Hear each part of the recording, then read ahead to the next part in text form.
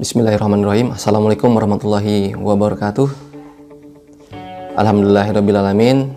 Para sobat muda ASN, aparatur sipil negara, dimanapun saudara berada, khususnya para ASN yang bertugas di Pemprov DKI Jakarta. Pada sesi kali ini, alhamdulillah kita bisa berjumpa dengan saya, Hari Susanto, Wideswara pada BPSDM Provinsi DKI Jakarta. Materi yang akan kita bahas kali ini adalah materi yang sangat prinsipil bagi kita sebagai aparatur sipil negara, yaitu tentang fungsi dan peran ASN. Oke, baik Bapak Ibu sekalian, apakah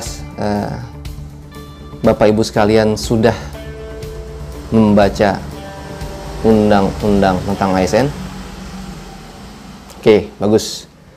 Oke, undang-undang ASN yaitu tertuang pada Undang-Undang Nomor 5 Tahun 2014 tentang aparatur sipil negara. Nah, di dalam undang-undang tersebut, Bapak Ibu sekalian, di sana tertulis fungsi dan peran aparatur sipil negara. Dan ini bagi kita, ya, pada generasi muda ASN juga harus paham bahwasanya fungsi dan peran ini bukan hanya sebatas tertulis pada undang-undang atau regulasi, tetapi juga harus kita implementasikan.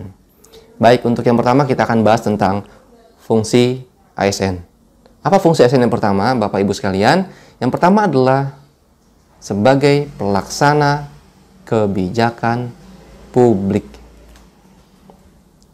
Jelas ya? Yang pertama adalah sebagai pelaksana kebijakan publik. Yang kedua, silakan bisa melanjutkan. Yang kedua adalah sebagai pelayan publik. Nah, mantap ya, Bapak Ibu ya. Pelaksana, pelayan.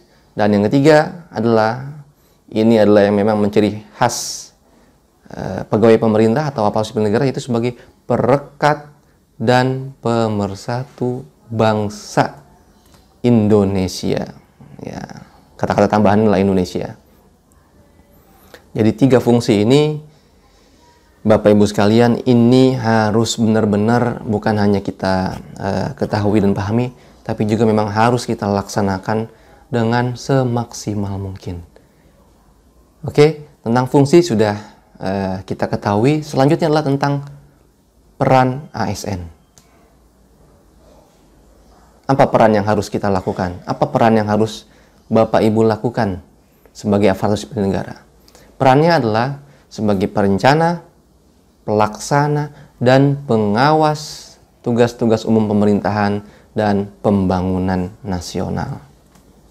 Ya, kata kuncinya tadi ada 3 juga ya di peran ini: perencana, ya, kemudian pelaksana, dan juga pengawas. Jadi Bapak Ibu, itulah sekilas ataupun pengantar tentang fungsi dan peran kita semua sebagai aparatur sipil negara di Indonesia berdasarkan Undang-Undang Nomor 5 Tahun 2014. Mudah-mudahan materi yang singkat ini bisa mengingatkan kita semua dan meningkatkan pemahaman kita bahwasanya sebagai aparatur sipil negara kita memiliki fungsi dan peran yang memang harus sama-sama kita laksanakan dengan penuh tanggung jawab. Demikian Bapak Ibu sekalian, mudah-mudahan ini bisa bermanfaat. Sampai berjumpa kembali pada sesi yang lain yang bermanfaat untuk Indonesia dan Merah Putih. Saya tutup. Alhamdulillahirrahmanirrahim.